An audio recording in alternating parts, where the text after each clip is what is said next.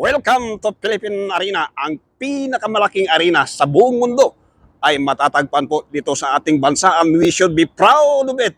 At dito lang po yan matatagpuan sa Bocaue, Bulacan. So tara mga kakuboy at libut-libutin natin ang ating pinagmamalaking Philippine Arena.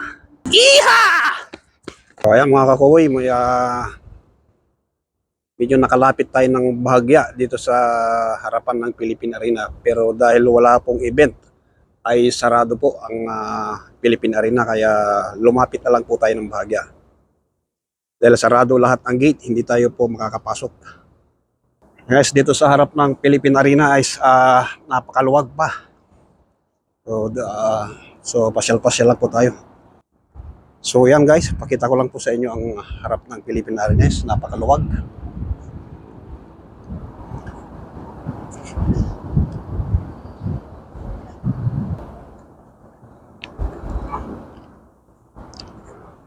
Napakaluwag ng pwedeng gawing formation bago makapasok sa mismong Philippine Arena kung sakaling yan po ay may event. Mayroon ding maliit na park na pwedeng pagpahingaan at meron ding children's park. Dito lang po yan sa mismong sports complex. Dito pa rin po sa Ciudad Victoria.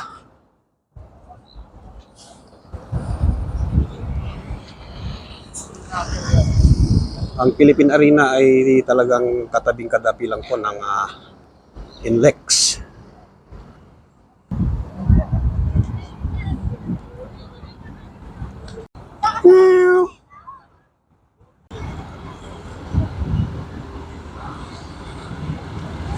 So, mainit ang panahon guys, pero sa ngayon ay malamig.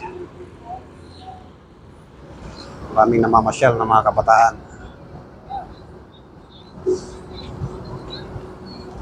Pag nandito ka sa Philippine Arena guys, ay feeling mo wala ka sa Pilipinas.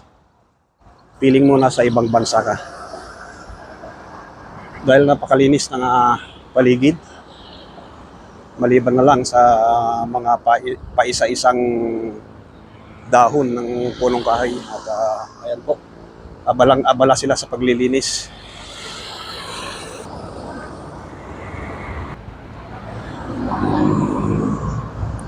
Nandito po tayo ngayon sa Philippine Sports Stadium. So, dito ginaganap yung mga malalaking sports event dito sa ating bansa, at hindi lang dito sa ating bansa kundi yung mga international sports events tulad ng Olympic ay dito po ginaganap. Para po sa mga hindi pa nakakalam, ang Ciudad de Victoria o Philippine Arena ay itinatag o itinayo ng relihiyong Iglesia ni Cristo, kung saan tayo po ay nabibilang.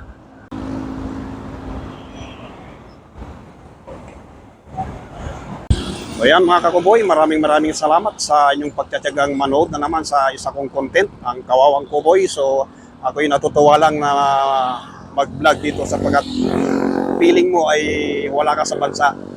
Feeling mo na sa ibang bansa ka dahil sa ganda ng lugar at organisado. So naalala ko tuloy nung ako'y nakatuntong sa bansang Australia, ay ganito po kadisiplinado ang mga tao ron. So yan, maraming salamat sa inyong mga kakuboy, at don't forget to subscribe my channel Pro Binoy. Bye-bye!